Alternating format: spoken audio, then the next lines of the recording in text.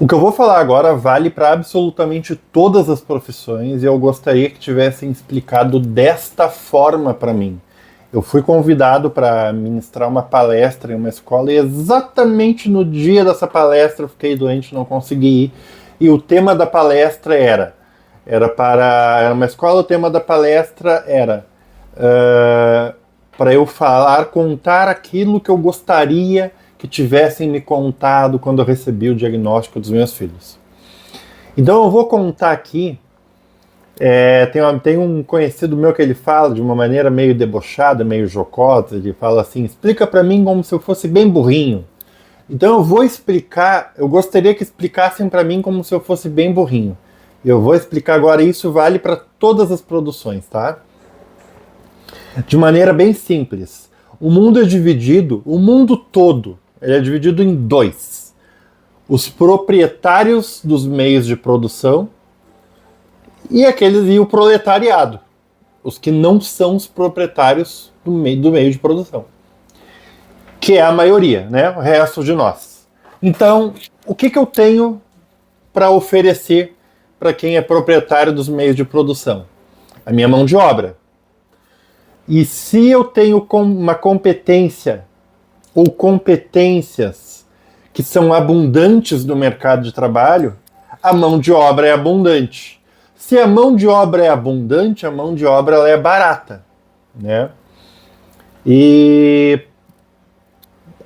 então assim, como que eu posso fazer? Qual que é a jogada para ganhar mais, para poder cobrar mais pela tua força de trabalho?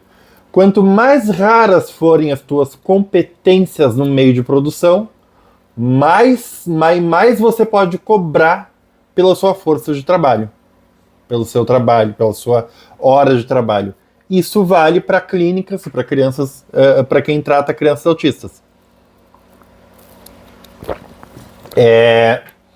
Quem trata crianças autistas e faz as especializações em análise aplicada do comportamento, em Denver, as especializações em prompt, não são especializações baratas. Isso, eu tô falando não estou falando de especialização de internet. Eu estou falando de especialização mesmo. Que pessoas precisam viajar para fora do país. Estou falando de 400 horas. E depois dessa especialização, a pessoa ela vai aplicar, ela teve ali um tempo de estágio, e ela até ela poder... Como todos os profissionais são assim, né? Quanto mais a gente vai ascendendo na nossa carreira, mais a gente pode cobrar pela nossa força de trabalho. E as clínicas no Brasil, que têm equipe multidisciplinar especializada, são raros, porque são raras essas competências.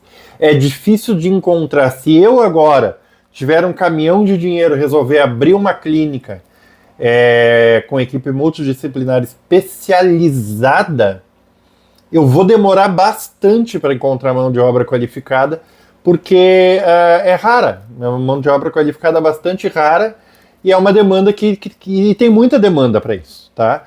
Tanto que tem muita demanda que as clínicas aí que estão cobrando 20, 30 mil por mês estão cheias, tem fila de espera. Então, tendo entendido essa parte, todo o resto fica fácil de entender. Mesmo que você não tenha um autista em casa, todo o resto fica fácil de entender. Porque assim, eu estou falando aqui de autista nível 3 de suporte, com ausência de fala. Na verdade, quase não existe. Eu posso dizer que não existe alguém que seja só autista, tá? Todos têm alguma comorbidade associada.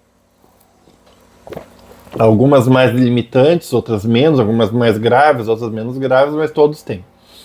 Então, assim, falando de autistas nível 3, nível 2 e nível 3 de suporte, que tem comorbidades bastante acentuadas, que requerem um tratamento, uma intervenção com carga horária bastante elevada, de alta intensidade, e não somente, não basta ficar o dia inteiro lá na clínica, ficar 4 horas na clínica.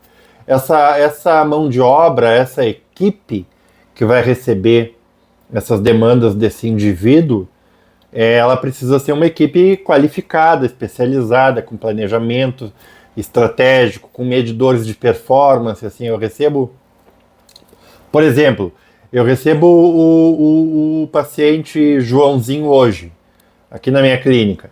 Eu estabeleço, primeiro vou fazer um diagnóstico, uma análise, né, da situação atual em que está o Joãozinho, e baseado nessa análise eu vou estabelecer objetivos a curto, a médio e a longo prazo. E mesmo aquele objetivo a longo prazo, eu vou estabelecer parâmetros, eu vou estabelecer indicadores que me sinalizam se eu estou perto ou longe do meu objetivo. Vamos supor que o objetivo seja ensinar a falar. Eu estabeleci que o meu prazo para isso é 1 ano. Eu vou analisar só daqui a 1 ano se o que eu estou aplicando está dando certo ou não? Não. Eu vou analisar com periodicidade, sei lá, vai mudar de acordo com a metodologia de cada equipe, de cada profissional. Mas, por exemplo, eu analisaria pelo menos uma vez por mês. Se a gente está achando, quais são os critérios, quais são os indicativos que me mostram se eu estou chegando no resultado. A gente estabelece que os indicativos é A, B, C e D. Implementei. Passou 2 meses. Ele não progrediu em absolutamente nada. A gente muda a estratégia. A gente já sabe. A gente não precisa desse ano inteiro. A gente já sabe em 2 meses que com essa abordagem não será atingido aquele objetivo específico. Então, assim, clínicas que trabalham desta forma, é só clínicas assim, não tem plano de saúde. Esses profissionais não vão querer trabalhar em plano de saúde que paga muito pouco, a tabela é muito baixa, eles não querem plano de saúde, não querem. SUS, então, nem se fala. Então, assim, esses profissionais não existem hoje, nem no plano de saúde, nem no SUS. Ah, mas a minha amiga falou que o filho dela, nível 3, está fazendo na clínica tal pelo plano de saúde. Mentira. O que aconteceu? O plano de saúde recebeu uma requisição, e aí o plano de saúde, eventualmente, eles têm uma pessoa, algumas operadoras, tem uma equipe que faz análise situacional. Análise, vou repetir para ficar bem legal, bem fácil. Uma análise situacional. Nós vamos fazer uma análise daquele caso específico, daquele indivíduo, e qual que é a probabilidade de que, se essa pessoa ingressar com uma ação judicial, ela vencer. Se a probabilidade dessa pessoa vencer for maior do que o meu gasto, em meu desgaste e tudo mais, e o meu gasto em buscar uma parceria com uma clínica, eles tentam buscar uma parceria com uma clínica. Então eles recebem a demanda via administrativo. O que é via administrativo? O pai foi lá e pediu sem processar, sem processo judicial. Eles recebem essa demanda via administrativo e, em alguns casos, eles fazem contato com essa clínica que cobraria 30, 40 mil, 50 mil, 20 mil, e fazem um acordo. Olha só, para atender aqui o meu paciente, vamos fazer um acordo aí bacana, legal, vamos fazer um bem bolado. Aí o plano de saúde está pagando um valor que a gente não sabe se é 10 mil, 20 mil, provavelmente é um pouco menos, né, porque é um relacionamento de empresa para empresa, mas não foi uma coisa automática, não é que o plano de saúde, vocês entendem a diferença? Existe uma diferença abissal que você não pode terminar de ver esse vídeo sem entender. Existe uma diferença abissal entre aquela terapia estar embaixo do guarda-chuva do plano de saúde e o plano de saúde, em caráter de excepcionalidade, abraçou aquele caso. Vocês entendem? Existe uma diferença abissal.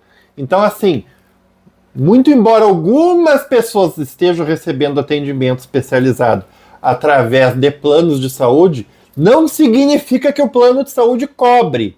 Significa que esse caso, que é uma vez na vida, outra na morte, essa criatura deu sorte que aquele plano de saúde dela tinha uma outra pessoa lá do outro lado iluminada que resolveu conceder, tá? Mas via de regra equipe multidisciplinar especializada só largando um caminhão de dinheiro na clínica, não existe nenhuma operadora de plano de saúde cobre e não tem no SUS. Por enquanto, é com muita tristeza que eu digo isso, mas não existe no SUS.